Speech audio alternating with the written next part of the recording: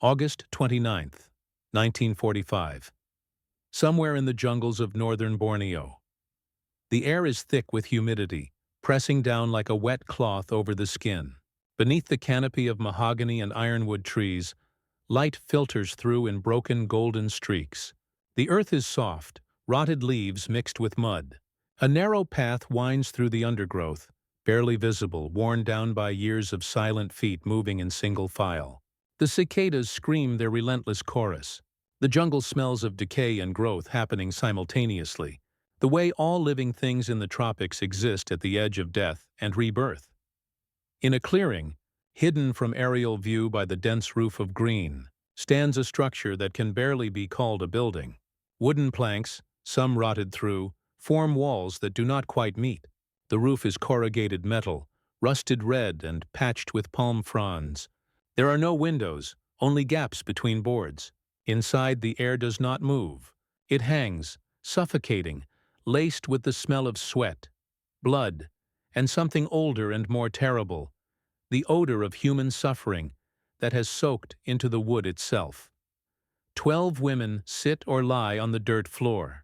Their ages are impossible to determine. Hunger and brutality have a way of erasing the markers of youth or age, leaving behind only the carved-out expressions of those who have learned not to hope. Some have their eyes closed. Others stare at nothing. One woman, small-framed and skeletal, holds her knees to her chest, rocking slightly, her lips moving in a silent prayer or perhaps a song from childhood. She does not remember which. Then, from somewhere above the jungle comes a sound, a low rumble, growing louder, the distinctive hum of engines, American engines, B-24 Liberators, their heavy frames cutting through the tropical sky. The women freeze. One begins to sob. Another presses her hands over her ears and curls into a fetal position. They have heard planes before. Planes mean death. Planes mean fire raining from the sky, or the end coming all at once in a flash of light and obliteration. In the calculus of war, planes mean that whatever brief existence they still cling to is about to be erased. But then something strange happens. The sound grows louder, directly overhead now, and instead of the whistle of falling bombs, there is a softer sound, a rustling like wind through canvas. Shadows pass over the gaps in the roof. Thuds in the clearing outside. Not explosions, just heavy objects hitting the earth. The engines recede. The jungle returns to its cicada hum. For a long moment, no one moves. Then one woman, braver or more desperate than the others, crawls toward the doorway and peers out. What she sees makes no sense. Scattered across the clearing are large containers, some split open from impact. Spilling from them are not grenades or incendiary devices, but tins of food, crates of hardtack biscuits, bars of chocolate, bags of rice and powdered milk, cans with labels in English, peaches in syrup, beef stew, condensed soup. One parachute, olive drab and tangled in the trees, still floats gently downward, carrying beneath it a bundle wrapped in canvas. The woman begins to weep. Not from fear this time, from something she had forgotten existed. Disbelief at kindness, at the possibility that the sky, which had always meant threat, could offer something else, that the machines of war could be instruments of mercy. She is not alone. Behind her, the others emerge, skeletal figures in torn remnants of clothing, their faces streaked with tears. They fall to their knees in the mud, clutching tins of food they cannot yet open, holding them against their chests as if they are sacred objects. Some weep silently, others wail, the sound raw and primal, the release of years compressed into a single exhalation. They do not know yet that the war is over. They do not know that 2 weeks earlier, the Emperor's voice crackled over radios across Japan, announcing surrender in language so archaic most listeners struggled to understand. They do not know that across the Pacific, in cities and jungles and prison camps, the machinery of occupation is being dismantled or transformed. All they know is this: planes came, and instead of death, they brought food. It is the first mercy they have, known in years. To understand this moment, to grasp why women who had survived the unspeakable would collapse in tears at the sight of canned peaches, we must step back. Not just days or weeks, but years. We must trace the threads that led to this clearing in the jungle, threads woven from ideology, conquest, and the systematic dehumanization that war enables. We must confront a crime that many nations, for decades, preferred to forget. The system was called by many names. In Korea they were Chongshindai, volunteer labor corps, though there was nothing voluntary about them. In China they were referred to simply as Weianfu, comfort women. In Japanese military documents, the language was bureaucratic, sterile, Ianjo, comfort stations. The euphemisms were deliberate. They obscured the reality of what these places were. Military brothels, operated under the direct supervision of the Imperial Japanese Army and Navy, designed to serve as soldiers and, in the calculus of military planners, to reduce venereal disease, prevent rape of local populations that might incite resistance, and maintain troop morale. The numbers are contested, as all numbers in wartime atrocity tend to be. Estimates range from 20,000 to over 200,000 women. They came from Korea, China, the Philippines, Indonesia, Taiwan, Burma, and even Japan itself. Some were deceived, promised work in factories or as nurses, only to be transported to remote outposts and forced into sexual slavery. Others were simply taken. A girl walking home from school in Seoul, a young woman working in the fields outside Nanjing, a teenager in Manila whose family needed money. The methods varied, but the outcome was the same. They were stripped of their names and given numbers. They were confined to small rooms, sometimes wooden shacks, sometimes repurposed schools or hotels, marked with signs in Japanese. Comfort station for officers, or comfort station for enlisted men. There were rules, grotesque in their bureaucracy. Time limits per soldier, mandatory medical inspections, ration cards for food. Some stations were located just behind the front lines, so close that women could hear the artillery. Others were on remote islands, where escape was impossible even if one had the strength. The violence they endured was systematic. This was not the chaotic brutality of sack and pillage, though that happened too. This was organized, bureaucratic, and approved at the highest levels. Records recovered after the war show that the establishment of comfort stations was discussed in military planning documents, that logistics officers arranged transport for women just as they arranged transport for ammunition and rice. It was policy. By 1945, as the war ground toward its conclusion, the infrastructure of occupation was collapsing. Japan's empire, which at its height stretched from Manchuria to the Solomon Islands, was contracting rapidly. American forces island-hopped across the Pacific. British and Commonwealth troops retook Burma. The Soviet Union declared war and smashed through Japanese lines in Manchuria. In the chaos, many of the women held in comfort stations were simply abandoned. Japanese soldiers retreated, sometimes killing the women to prevent them from testifying, sometimes leaving them behind to starve or be killed by venturing locals. Some stations were destroyed in bombing raids. In remote jungle outposts, women who had been held for years suddenly found themselves alone, with no food, no way home, and no idea if the world outside even remembered they existed. The women in that Borneo clearing were among the abandoned, left behind as Japanese forces withdrew deeper into the interior or attempted to flee by sea. They had no guards anymore, but they also had nowhere to go. The jungle was hostile. Local populations, brutalized by years of occupation, might offer help or might exact revenge. And the women themselves were often too weak, too traumatized to attempt escape. So they remained, scavenging what they could, waiting for an end they could not imagine. When American planes began flying over liberated territories in the weeks following Japan's surrender, the initial missions were reconnaissance and supply drops for POW camps. Allied intelligence knew the locations of many prisoner-of-war camps from intercepted communications and reports by underground resistance networks. But comfort stations were different. They existed in the shadows of military records, often unmarked or misclassified. Many were only discovered by accident, ground troops stumbling upon them during patrols, or locals reporting their existence once Japanese forces had fled. The supply drop that reached the women in Borneo was likely not intended for them specifically. It may have been aimed at a nearby POW camp or part of a broader humanitarian effort to feed displaced populations in recently liberated areas. The American military, in the immediate aftermath of surrender, was grappling with a humanitarian crisis on an almost incomprehensible scale. Millions of displaced persons, prisoners, forced laborers, and refugees scattered across Asia and the Pacific. Supply chains, already stretched by years of total war, were now tasked with feeding not just soldiers, but entire populations. Food became a strategic tool, a symbol of liberation and the return of order. The contents of those airdropped crates were standard U.S. military rations, but to the women who received them, they were something else entirely.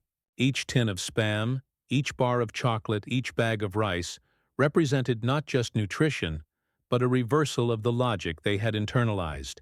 For years, the sky had been the domain of threat. Japanese planes had carried them to distant outposts. Allied bombers had represented death. The sound of engines meant to hide, to make oneself small, to pray that the bombs would fall elsewhere.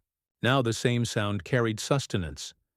One survivor, interviewed decades later, described the moment in halting words. She said that when she saw the parachutes descending, she thought at first they were bombs with delayed fuses, some new horror. Then she saw the crates split open and the tins spill out, glinting in the sunlight. She said she picked up a can. Peaches, she remembered. Peaches in heavy syrup. And held it in both hands, and for the first time in 3 years, she allowed herself to believe that she might not die in that jungle. She said she cried so hard she thought she might break apart, that the tears were not just for the food, but for the realization that somewhere beyond that jungle canopy, there were people who had not forgotten that she and the others were human. This is the emotional core of the event, the transformation that makes it more than just a supply drop. It is the moment when the machinery of war, which had been used to dehumanize and destroy, was repurposed into an instrument of care. It is the instant when ideology shifted, from the expectation of annihilation to the possibility of survival, from the belief that they had been erased to the recognition that someone, somewhere, still saw them. To understand why this moment carried such weight, we must examine the ideological gulf between the Japanese Empire and the Allied forces, particularly the United States during the war. This was not simply a conflict over territory or resources, though those elements were present. It was, in the language of the time, a clash of civilizations, competing visions of order, power, and human worth. The ideology that drove the Japanese Empire was complex, a fusion of Shinto nationalism, militarism, and a racial hierarchy that placed the Japanese people at the apex of Asian civilization. The concept of Hakko Ichiu, 8 corners of the world under one roof, envisioned a pan-Asian empire led by Japan, ostensibly to liberate Asia from Western colonialism. In practice, it meant conquest, subjugation, and the imposition of Japanese cultural and political dominance. Those within the empire who were not Japanese, Koreans, Chinese, Filipinos, Indonesians, were classified along a spectrum of usefulness and inferiority. Comfort women existed at the bottom of that hierarchy, their bodies treated as resources to be exploited and discarded. Japanese soldiers were taught that to be captured was the ultimate shame, that death was preferable to surrender. This ideology, codified in the Senjin-kun military code, meant that soldiers often fought to the last man, and that those who did surrender were treated with contempt by their own side. It also shaped how Japanese forces treated enemy soldiers and civilians.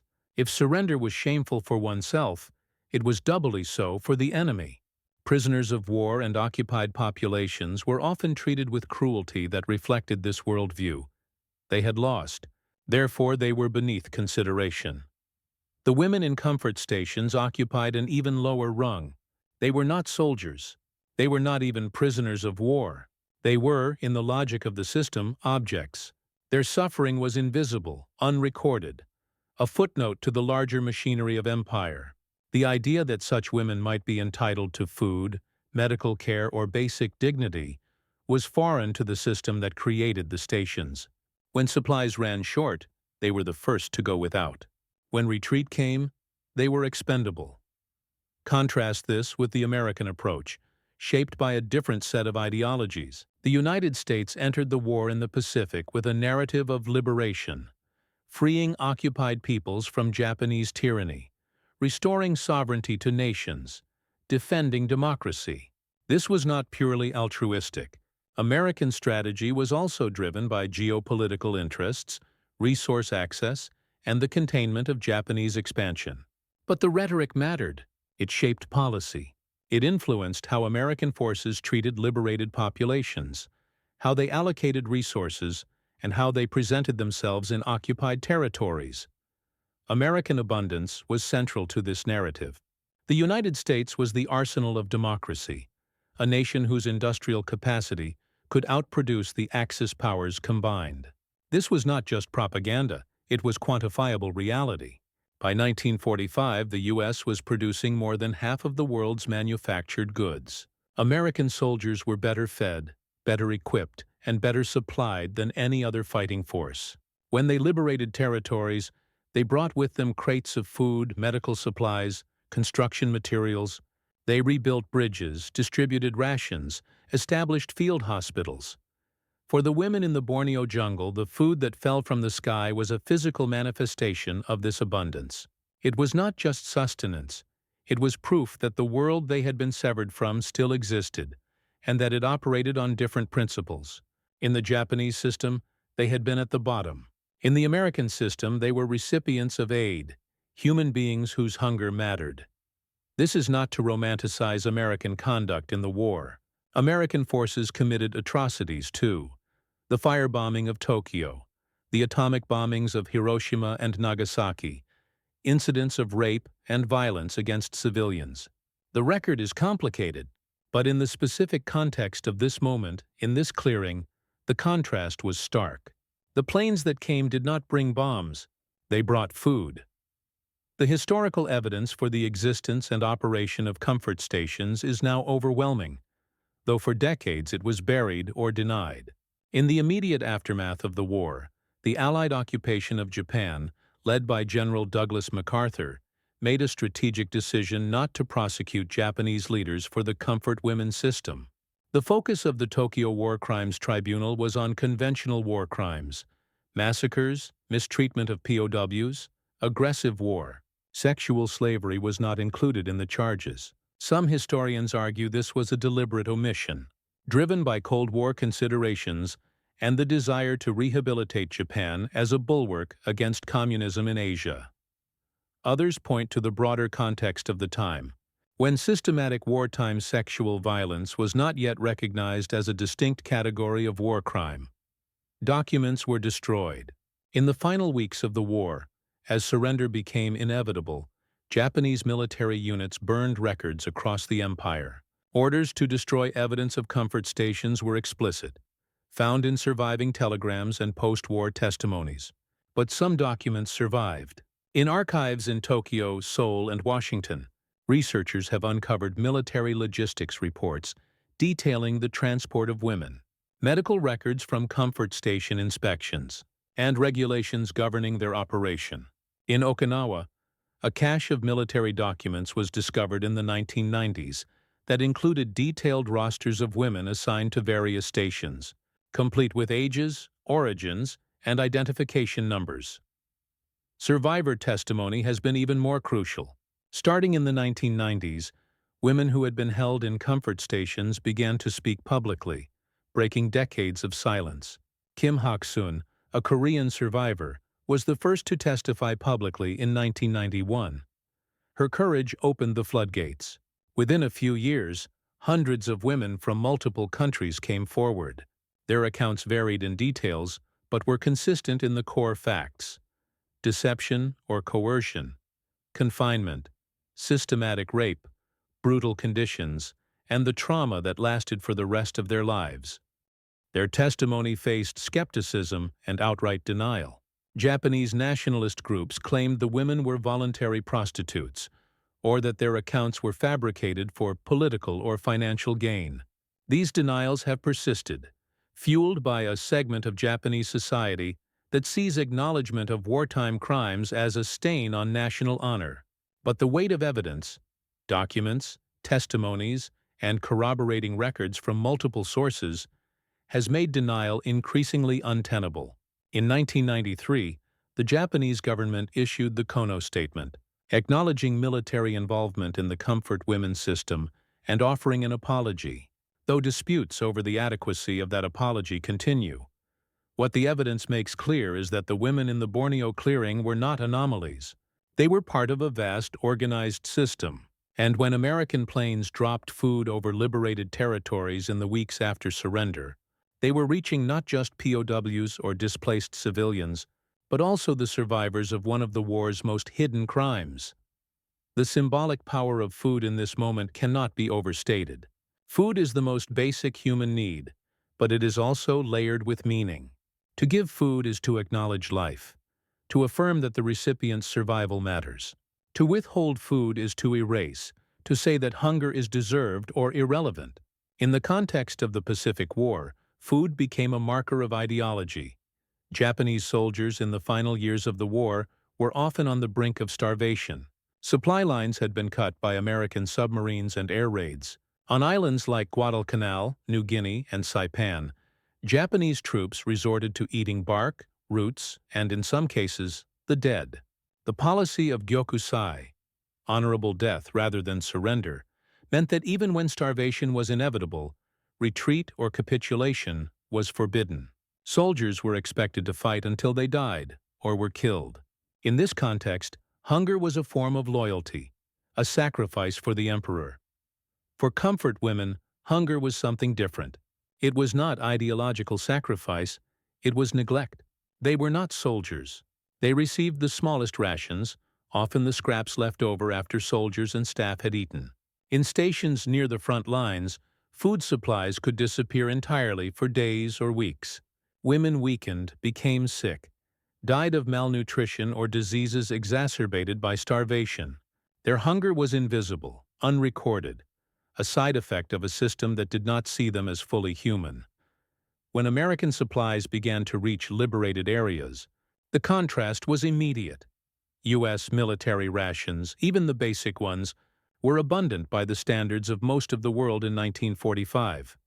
A single C ration box could contain more calories than some women had consumed in a week. The variety alone was astonishing: canned meat, fruit, biscuits, coffee, cigarettes, chocolate.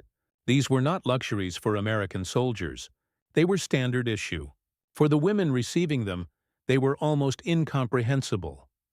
One survivor described opening a can of Spam and not knowing what to do with it. She had not seen meat in months. The can itself was pristine, undented, with a key to peel back the metal. She said she ran her finger along the edge of the meat, smooth and uniform, and thought about how something so perfect could exist in the world she was living in. She ate it slowly, a tiny piece at a time, terrified that if she ate too quickly it would be gone, and she would realize she had dreamed it. Another woman described the chocolate. She had never tasted chocolate before the war, and the bars in the American supplies were unlike anything she had imagined. They were stamped with letters, Hershey's, and wrapped in brown paper. She said she held a piece on her tongue, letting it melt, and for a moment she forgot where she was. She said chocolate tasted like sweetness was still possible, like the world had not entirely abandoned the idea of pleasure. These details might seem trivial in the scope of history, but they are not. They are the granular reality of what liberation meant. Not abstract concepts of freedom or sovereignty, but the immediate physical sensation of being fed, of tasting something other than hunger, of the body, which had been treated as an object to be used and discarded, being treated instead as a life worth sustaining. The transformation that occurred in that clearing was not instantaneous. The women did not immediately recover. Many were sick, their bodies ravaged by malnutrition, untreated infections, and sexually transmitted diseases. Some would die in the weeks that followed, their systems too damaged to process the sudden influx of nutrition. Others would survive physically but carry the trauma for the rest of their lives, locked in nightmares and flashbacks, unable to speak of what had happened for decades. But the moment the food fell from the sky was a turning point. It was the first rupture in the narrative they had internalized, that they were forgotten, disposable, beyond help. The planes did not discriminate. The food was not marked for soldiers or civilians or specific categories of victim. It fell where it was needed. In that indiscriminate generosity, there was a message: your life matters. This was a profound ideological shift. The women had been conditioned by the comfort station system to see themselves as the system saw them, as objects without agency, without future. They had been taught, through brutal repetition, that resistance was futile, that survival depended on compliance, that their suffering was invisible. The arrival of food, unbidden and unexpected, disrupted that conditioning. It suggested that somewhere beyond the jungle there were forces operating on different principles, that the war, which had been defined by cruelty, could end differently. For some, this realization was liberating. It gave them the strength to begin the long, painful process of imagining life after the camp. For others, it was too late. The damage was too deep, the trauma too pervasive. But for all of them, the moment held significance. It was evidence that the world was changing, that the system which had enslaved them was collapsing, and that survival, however uncertain, was possible. Epilogue. There is a photograph, taken sometime in late 1945 or early 1946, of a group of women standing outside a relief camp in the Philippines. They are dressed in mismatched clothing, some in Red Cross-issued dresses, others in repurposed military shirts, one in a traditional hanbok she must have carried with her through years of captivity. Their faces are gaunt, eyes shadowed by exhaustion, but they are standing. They are looking at the camera, and in the hands of several women, clearly visible, are tins of American food: Spam, condensed milk, fruit cocktail. The photograph is not famous. It does not circulate in history textbooks or documentary films. It sits in an archive, one image among millions from the war. But it tells a story. It tells us that food is never just food. It is care, recognition, ideology made tangible. It tells us that liberation is not only political or military, but personal. The moment when a person who has been reduced to an object is treated once again as human. It tells us that the machinery of war, which is so efficient at destruction, can be repurposed, however imperfectly, to rebuild. The women in the Borneo clearing, and thousands like them scattered across the Pacific, did not immediately understand the full scope of what had happened. They did not know about Hiroshima or Nagasaki, about the emperor's surrender, about the geopolitical reshaping of Asia that was already underway. What they knew was this: planes came and brought food. The sky, which had always meant death, rained mercy instead. In the decades that followed, many of these women would struggle to reintegrate into societies that did not want to hear their stories. They would face stigma, shame, and silence. Some would never speak of their experiences, taking them to their graves. Others would eventually find the courage to testify, to demand recognition and justice, to insist that their suffering be recorded and remembered. The fight for acknowledgement is still ongoing, a legal and moral battle that stretches across generations. But in that clearing, on that day in August 1945, none of that had happened yet. There was only the moment, the sound of engines fading into the distance, the weight of a tin can in trembling hands, the taste of peaches, impossibly sweet, on a tongue that had forgotten sweetness. The realization, fragile and astonishing, that survival was not just a possibility, but a reality unfolding in real time. They wept not only for the food, though they were starving. They wept for what the food represented: the end of invisibility, the return of care, the first tangible proof that the nightmare was ending. They wept because the sky, which had taken so much, had given something back. They wept because they were still alive, and someone, somewhere, had decided that their lives were worth saving. This is the truth that echoes through history, long after the plains have gone silent and the jungles have reclaimed the clearings. That even in the darkest hours of human cruelty, there are moments when the machinery of destruction is turned toward mercy. That food, the simplest gift, can carry the weight of ideology, the belief that every person deserves to eat, to live, to be seen. That abundance is not just material but moral, a choice to feed rather than to starve, to remember rather than to forget. The women in the clearing could not have articulated all of this in that moment. They were too weak, too overwhelmed, too shattered by what they had endured. But they felt it, in their tears, in the way they clutched those tins as if they were sacred relics, in the tentative, disbelieving smiles that appeared on some faces. They understood. The war was ending. The sky had changed its meaning. And they, against all odds, were going to survive. This is not redemption. The crimes committed against them cannot be undone. The years stolen cannot be returned. But it is a fragment of grace, a single moment when the arc of history bent, however slightly, toward mercy. And that moment, small as it was, mattered. It still matters. It will always matter. Because in the end, history is built not only from the grand strategies and ideological battles, but from these small, irreducible truths: that hunger can be answered, that suffering can be acknowledged, that the sky can bring food instead of fire, that even in the ruins of war, humanity can reassert itself, one tin of peaches at a time.